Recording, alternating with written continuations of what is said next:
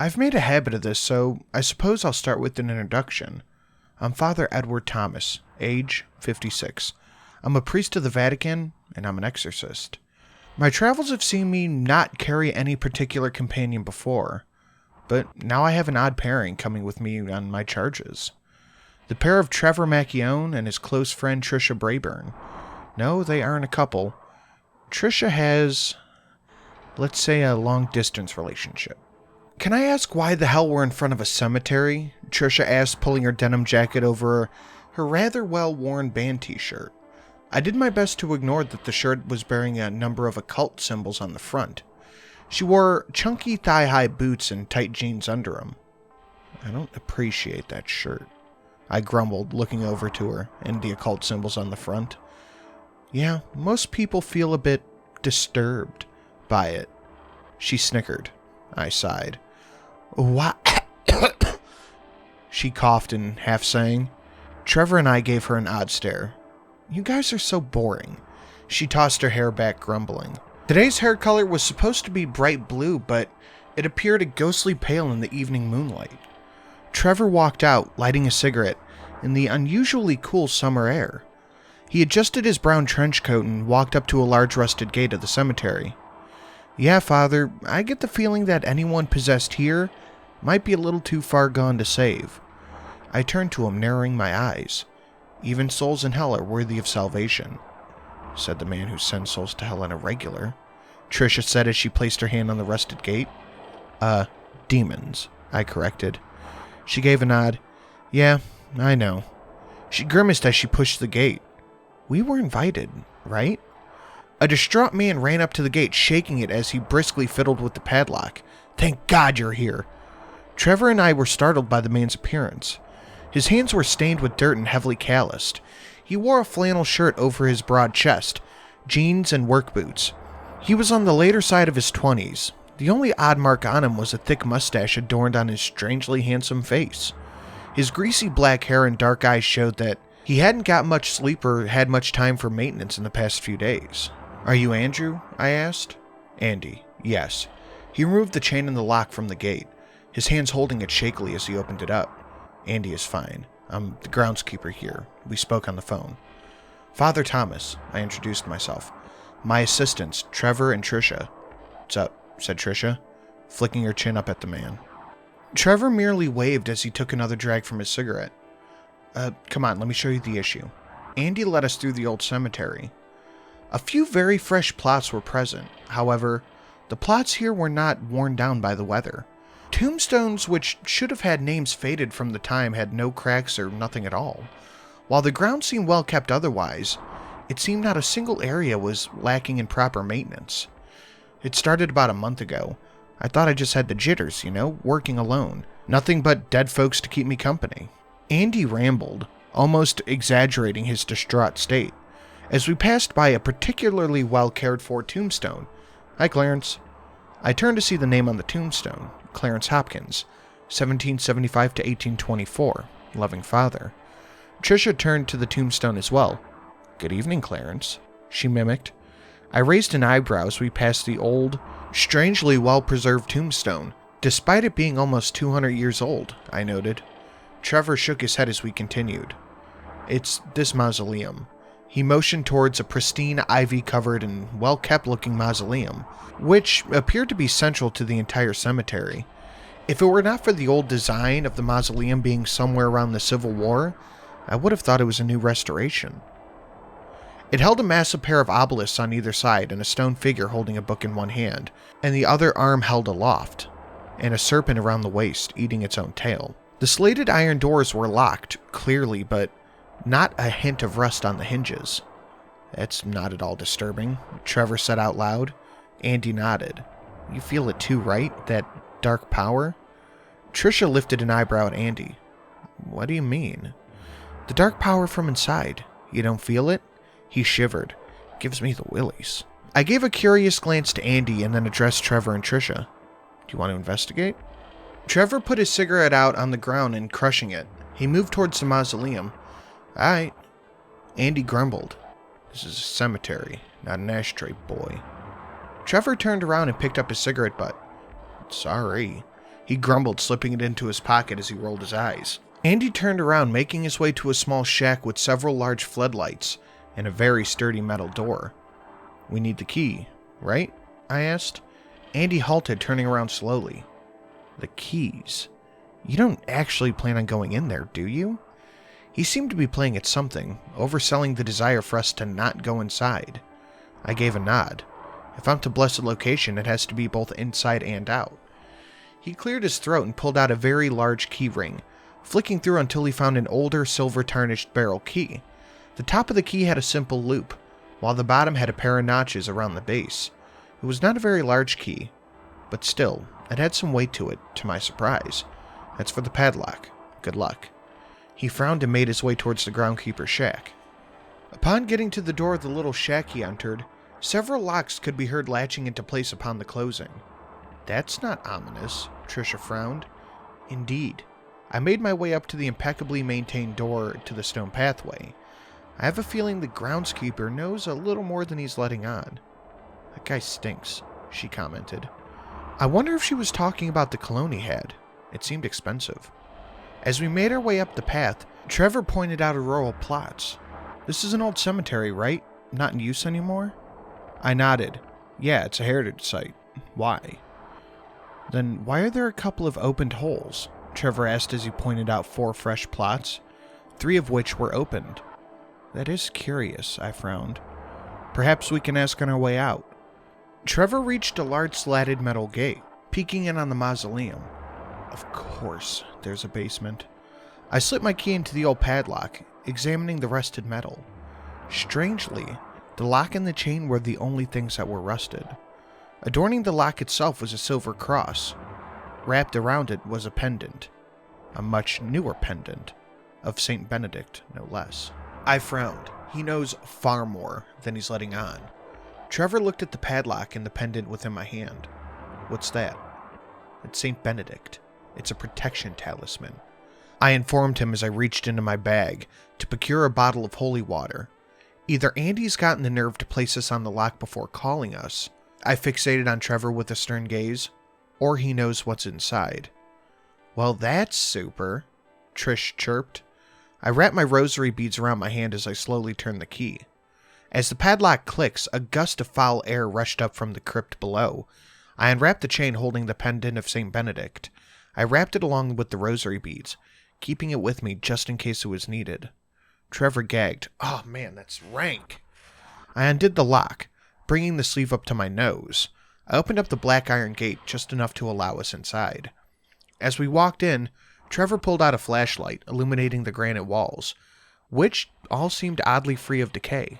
Some green climbing vines had intruded in the building through the cracks and windows and so forth, but none of them seemed deprived of nourishment or appeared to be trimmed back. I saw a stained glass window near the top of the far wall looking to the staircase below. The glass was depicting a pot with another snake devouring its own tail. Curious, I announced. Trevor looked at Trisha and I, and then said, I guess I'll lead the way, huh? She nodded. Yep, you've got the flashlight. Fuck me, he grumbled as he made his way downward. I followed behind him, unsure of what dangers were ahead of us. I'm feeling something, Trish shivered. It's not familiar to me. Awesome, Trevor announced sarcastically. I too could feel an undesirable chill coming over me. Each step down the stairs seemed to fill me with dread. As we descended, my hand clenched the pendant as we continued our descent. How deep does it go? Trevor asked as we pushed on. Once we reached the bottom of the stairs, I couldn't help but shudder. A long hallway with a short ceiling led deep below. This wasn't a crypt. It felt far more like a catacomb. The direction of the hall was such that it exposed the heads and feet of every coffin in a particular row. Okay, yep, that's a no from me, Trevor said as he turned around. Trisha blocked his path. There's something down here that way, she pointed, narrowing her eyes at Trevor. Personal preference is to keep a good 6 or so feet of soil between me and any decomposing corpses, he grumbled. I assure you, I said as I passed by a few of the still old but intact caskets.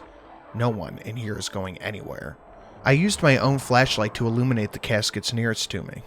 Despite the age of the cemetery, the casket, though old, appeared flawlessly intact. I could even make out the cross on the top of the casket head. It was nailed shut, but the wood was clearly well oiled and prepared to spend eternity underground. I couldn't recall a wooden casket ever being so well preserved. They sure don't make them like they used to, huh? Trish exclaimed as she examined the foot of one of the casket. Weird. It's like new. Trevor grumbled and took his place leading us. Trisha whispered now as if her voice was too loud she would wake the dead. I don't get it. None of these caskets are marked. Why are there exposed caskets in this crypt? I shook my head. I don't know. Our caretaker clearly left that information out of his request. Soon a voice echoed from the corridor of caskets. Come ye who seek, and stay with those who rest. Hey, in English, pal, Trevor shouted. I shuddered. It means if we venture further, we'll be joining those who rest here. I pulled out my holy water, keeping it ready. Who are you, buddy? Trevor shouted at the voice. Trevor, a demon wouldn't just give you his name so easily. I began to chastise him when the voice answered. I am Halil. The voice seemed to crawl along the clay walls. Come if ye dare. Trisha grumbled. I hate when they talk all Bible verses at us. Trevor turned over to her. Doesn't Sam do that? She rolled her eyes. Yeah, try telling Sam not to do something. He doesn't listen to you. Trevor snickered. Sam barely listens to God, she remarked. Well, Samuel and I have a difference in methods then, I pointed out. We should move onward. We have God's protection. Trevor took a deep breath and we soldiered on. At the end of the corridor was a turn. Thankfully, it had no exposed coffins, but rather at the far end of this corridor was an altar. The altar had oil lamps already lit. Many leading to the altar were meticulously dug into the side of the walls. At the center of the altar was a statue. The statue was strange. A man sat covered in tarnished bronze, holding a jar in his lap. The man wore clothing I would say normally would fit that of a late 20s. The statue was eerily lifelike. Trevor frowned. That's normal. What the hell is that doing here? Trisha frowned. And what is it? A horrific stench emanated from the statue, the jar resonating as the voice returned. Thou stand before Halil. Give unto me thy necessities to be joined with me for eternity. Trevor gasped, falling to his knees. Trisha staggered back, her hand over her mouth. Oh, that's so nasty. While the smell was terrible, I wasn't having the same reaction as my companions. I turned to the statue to see the mist rising from the jar. The statue's eyes were now open, and behind them were human eyes. They were brown eyes, bloodshot, and tears ran down the face of the statue. I heard someone struggling for breath.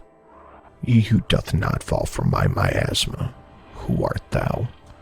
The voice resonated again from the jar. Miasma. I turned to Trevor, noticing he continued to cough.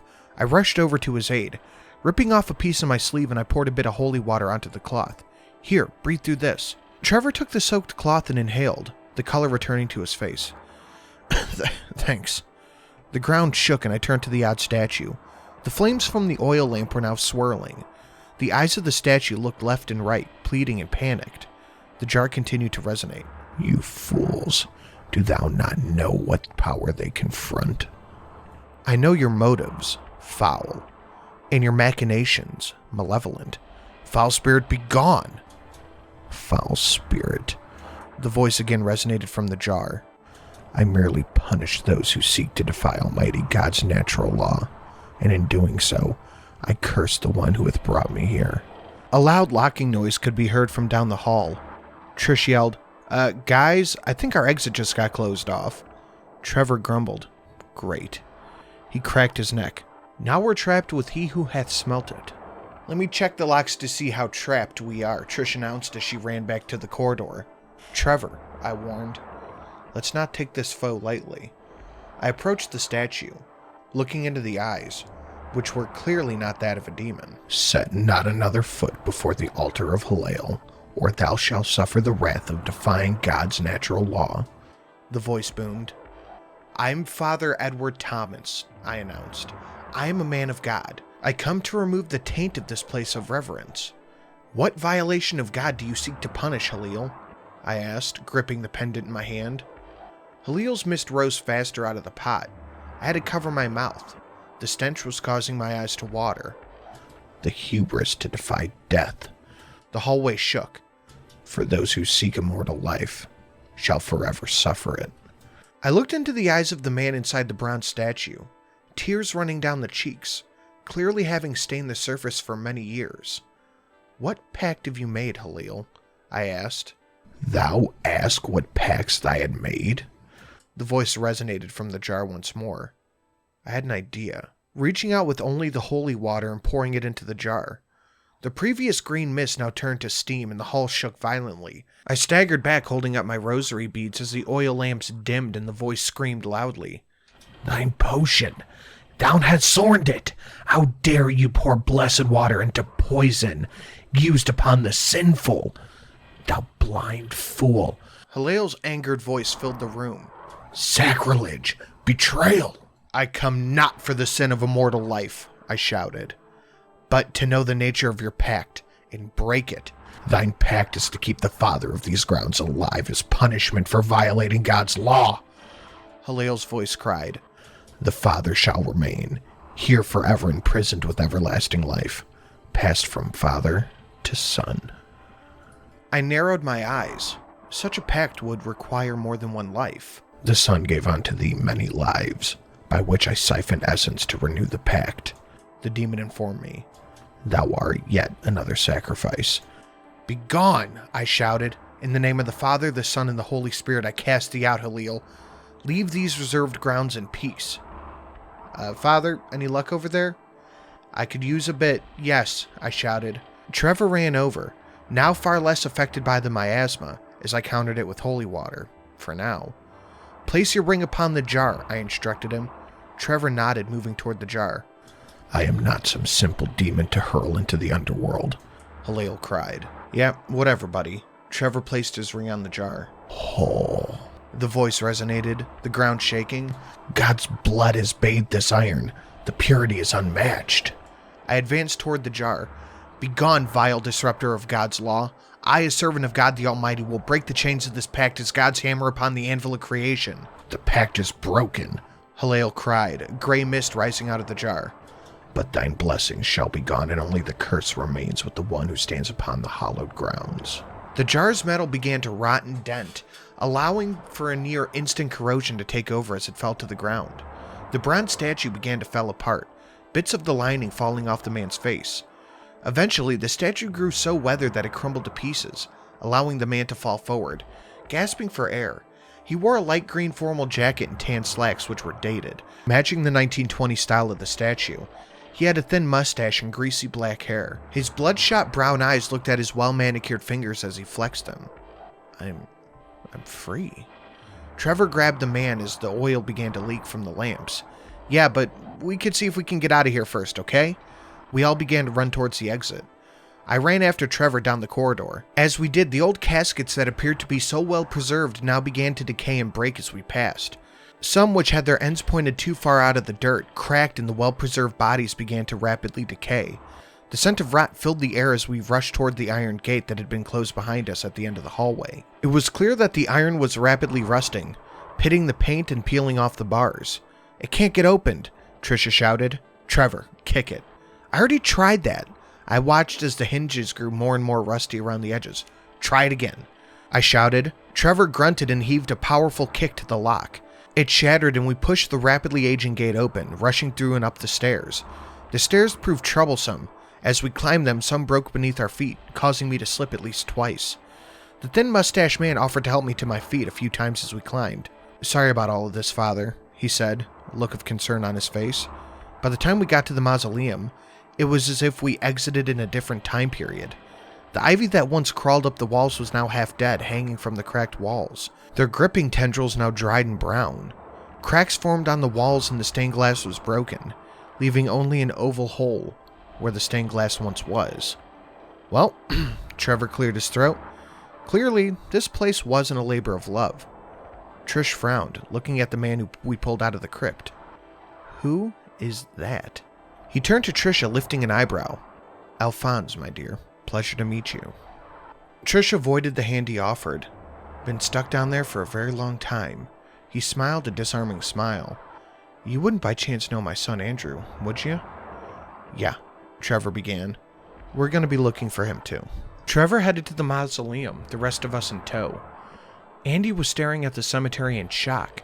Many of the tombstones now looked their age. Andrew, my boy. Alphonse smiled wide, approaching Andy. Father? Andy's face dropped as he walked towards him. They freed you? That was exactly what I wanted, finally, after all these years. He grew closer to Andy, pulling a monocle out of his pocket. Yes, it is nice to be free. Your visits were very nice, but... He took a deep breath.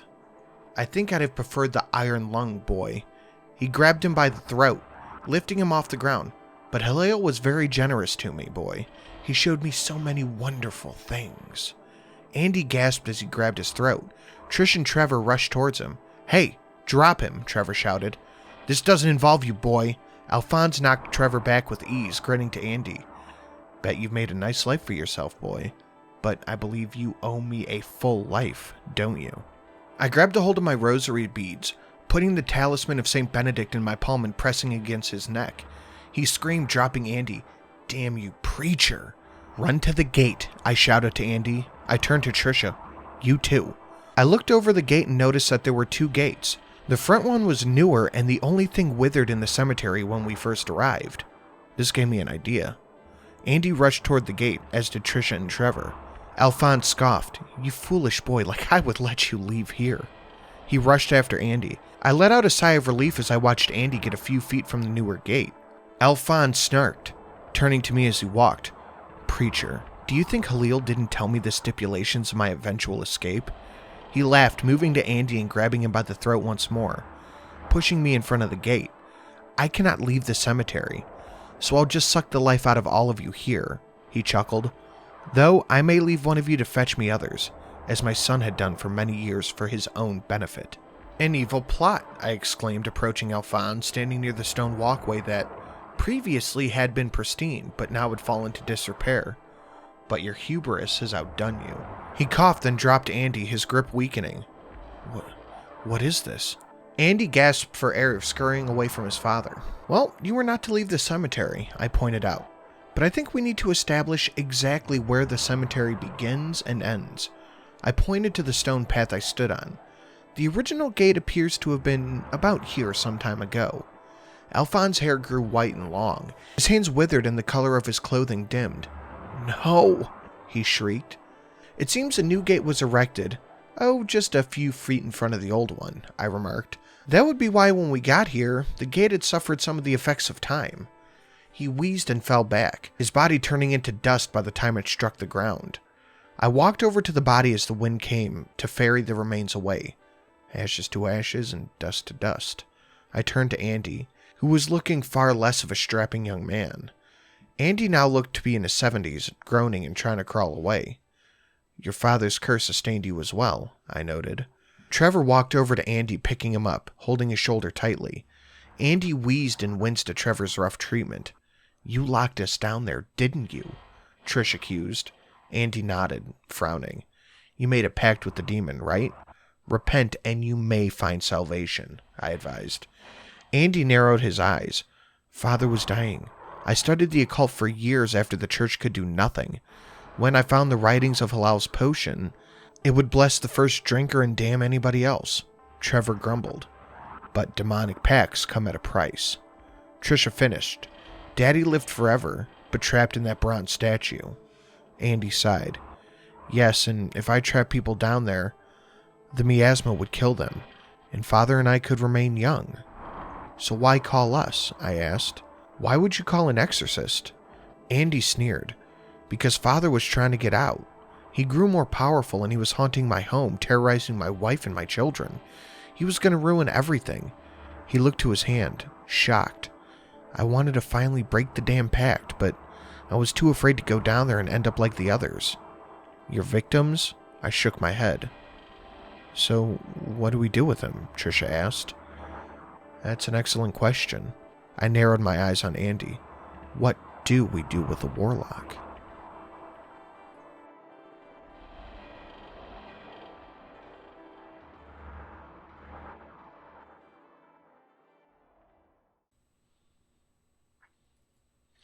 Ooh, I'm really starting to like this series, and I hope you guys are too. Thank you to the patrons currently listed on screen right now. Dan R. Neophyte Games, Chaos X, JY Pyromancer, Hayden MH, Ethan A, Daniel H, Maximilian Charles P, Go Go Cute Puppy LLC, Young Sykes, Dark Side of the Bear, Revenick, Paul T, Mr. Swiston, and Sarcastic B. You guys make this channel possible. I say it every time, so you know you do.